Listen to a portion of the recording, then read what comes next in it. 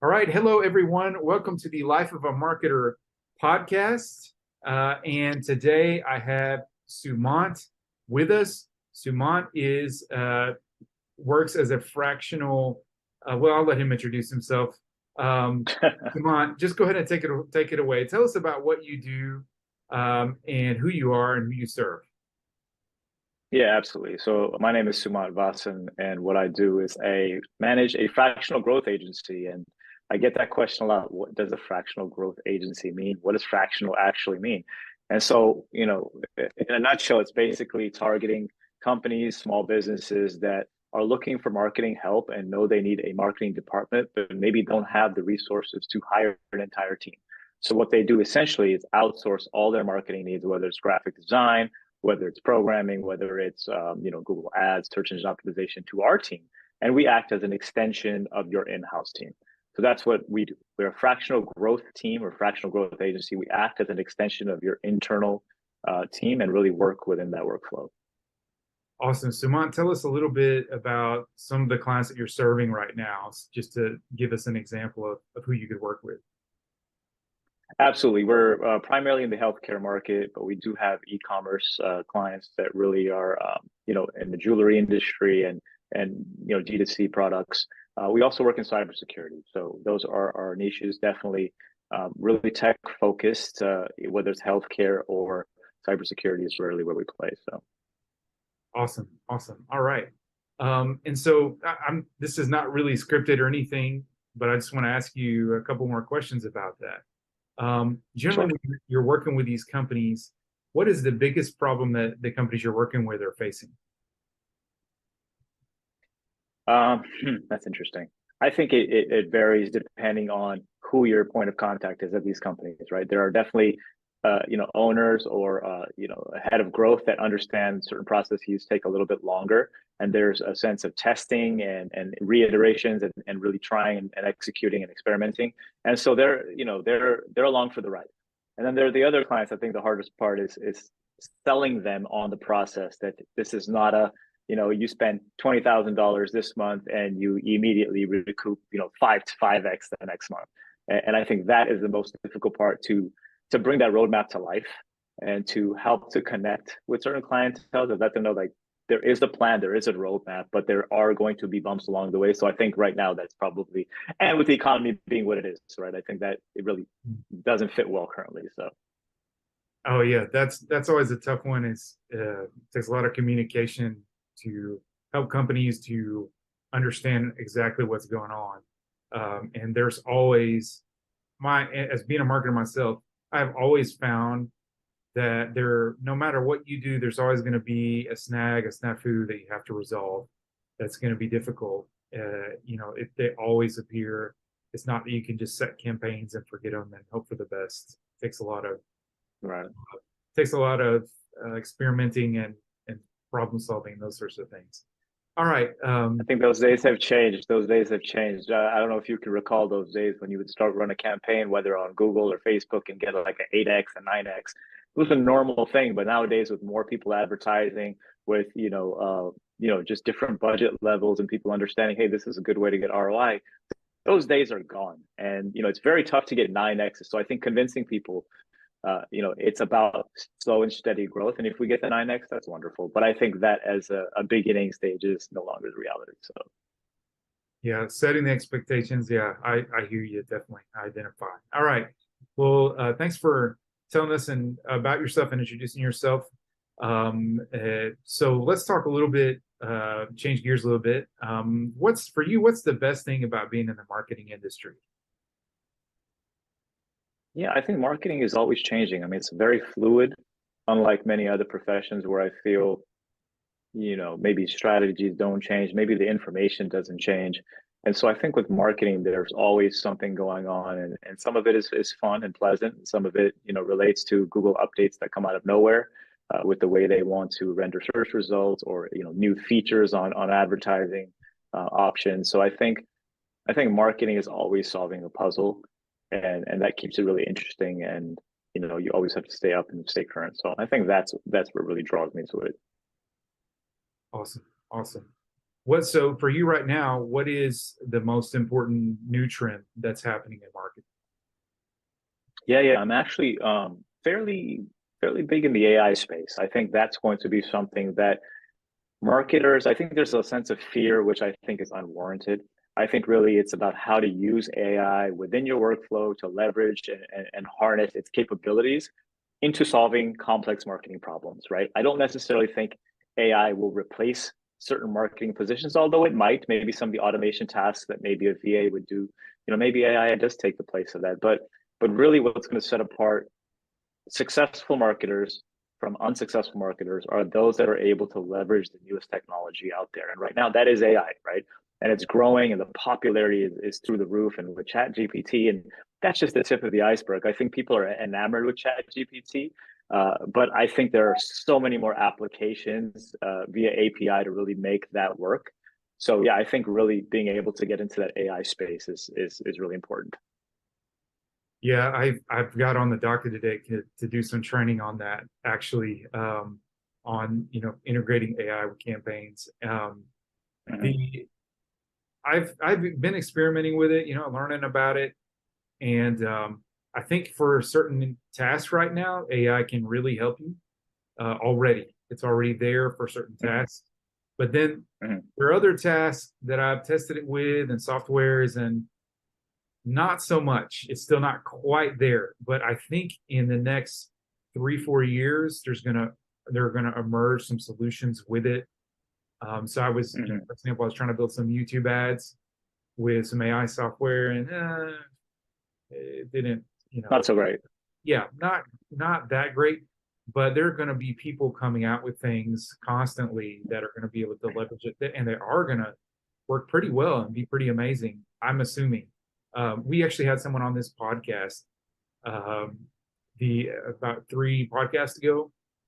Not sure. Yeah, I think we released that podcast, and she has designed a software that you plug in some data points, and it will give you an Mhm. entire sophisticated marketing plan uh, Mhm. for your business, like just content posts. It'll give you, um, blog posts, and Facebook posts. I mean, the whole entire overarching marketing strategy. It does it in 38 Mhm. minutes after you plug in all that stuff. Amazing. Um, and Amazing. so it's really a fascinating tool. Those kinds of things are going to become more common. And so like the CMO or whoever would have taken them a month to come up with most of that. It's now going to take, Mhm. an hour or an hour and a half to have something pushed out. Obviously, that's not going to be perfect. You're going to have to make some Mhm. modifications and things like that, but it's like a starting point. It's going to save you a lot of time. So, yeah, I agree with you. I Right. think it's going to be on the forefront. Mhm. Um, all I right. think a lot of the stuff I hear right now is as is. I think people are using it out of the box, and those that are critiquing it are saying, hey, it's not that great, it's okay, because it's not supposed to be used out of the box as it is currently in its current state. So I think there's a lot of modification, and also really where I think it's gonna really be helpful is with video editing. I don't know if you're anything like me, but TikTok, editing those videos and doing the backgrounds and getting the voiceovers, it used to be quite cumbersome, but now with some of these different programs, AI tools, it's a lot easier. So Yeah, it is. What's your favorite AI tool for video? I'm sorry, I have to ask you that because I'm actually looking for one. yeah, I'm actually in beta. I'm testing something. It's called supercreator.ai. Just something I came across, and it's quite amazing for what it is. I mean, it lets you put together a TikTok video, a real clip, real quickly and very simply with the use of AI. You can literally give it an idea. It will put out a script. You can modify it, add the background images, record it right from your phone, and it's done.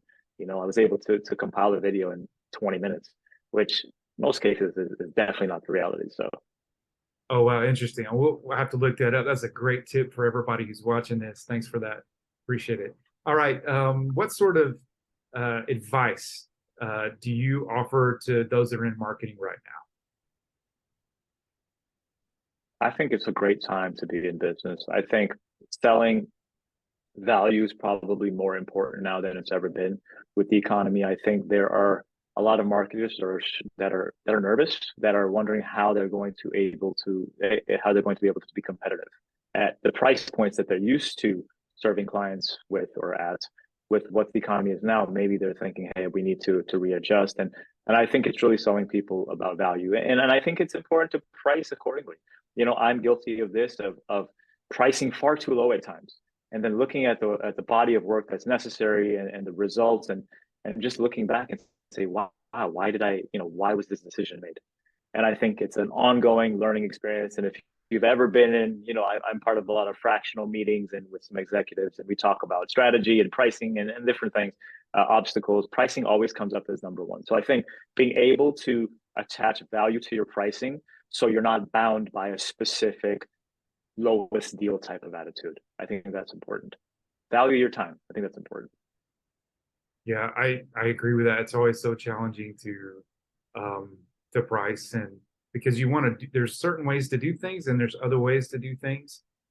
And unfortunately, if you price low, you just can't give the same kind of, service and thorough diligence as you would. It takes more time to do, do a bunch of research. It's going to take more time.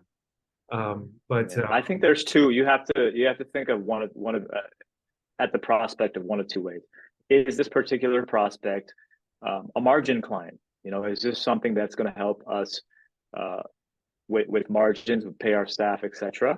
And then there's the other clients that are, I call portfolio clients, which for me, those are, if we break even after paying payroll and some of the other expenses, is it a good company to have in our portfolio, which could potentially help close other deals for other potential clients because of this one client you have on your roster, if you would. So I think it's really looking at, is this one to grow the business now, or is this one to grow the business at a later date? And I think that's how we separate things. So awesome. All right. Our selfish question coming up here, totally. What other successful people in marketing like yourself would you like to acknowledge that should be on the podcast? Yeah, there's just so many. Definitely on LinkedIn, I've been pretty active as of late, but there are a few people that I think I consistently find myself being drawn to. One of them is Ross Simmons. Probably heard of him. He's pretty well known. He speaks at a lot of events. He's the CEO, founder of Foundation Inc. .co, based out of Canada. Really amazing content strategists. Great podcasts. I listen to his podcast. Really good stuff. So he's solid. Also, Andrew Holland actually is the head of organic at Embryo.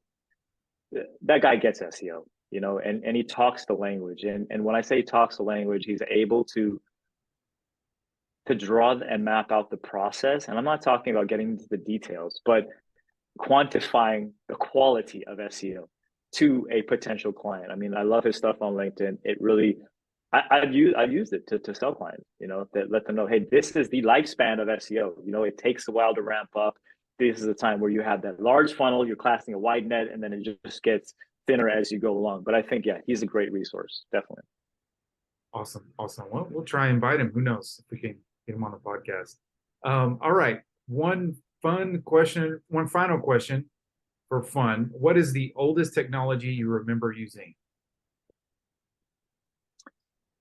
Yeah, that's real tough. I don't have the greatest memory, but I think the earliest thing I actually remember playing with or being part of, was this Game Gear. I think it was like a Sega product. I think that was something I had got for Christmas when I was young or something. I think that was my first actual, like, hey, this is mine, and let me. So yeah, Sega Game Gear. I don't even know if they still make those things, but as a young kid, getting any handheld device or video game is a big deal. So for me, it was special. So yeah. I think those were like, you had the Game Boy, which is Nintendo, and it was like a little gray block. I had one of those. Square, right? Yeah, and then you had the Game Gear, and I think the Game Gear was the first one that actually had color. They had a version that had color. I think so. Yeah, it was the first handheld. It was a little bulkier. Yeah, it was great. I liked it. That was like, pretty big, but you were like, oh, I want one of those because they have color, and the Game Boy was black and white. Right. It was definitely new, and it was a game changer. So yeah, I think that's probably why I remember it. So yeah, it's hilarious because now that's like a joke, like, that you had a black and white screen for a gaming system, and now like everybody in their pocket has a phone that can play games more complex than any of Yeah, they're that. just so much better. So much. I mean, the video game, the quality of the graphics is out of this world. I mean, I have like this PlayStation 4 and I don't play it that much, but some of these games, I'm just like, wow. I mean, who came up with this? Not only the graphical user interface, but the storylines. You know, they're amazing. It's like watching a movie while you play a movie. It's amazing. Yeah, yeah, it's the acceleration of technology is sometimes kind of frightening because you feel like you can't keep up, but it's unbelievable. You know, just we were just talking about AI, the things Mm, that can happen with that. I mean, but on the other hand, it's actually kind of fun, so I enjoy it. yeah, definitely. All right, Sumant, we keep this podcast short. Thanks for being on the podcast. In the description, I'm going to put his Sumant's LinkedIn profile so you can check him out if you might be interested in contacting with him for his services. I think he'd be a great resource if you are not quite sure where to go and you need someone to help your team. This would be a good person to talk with.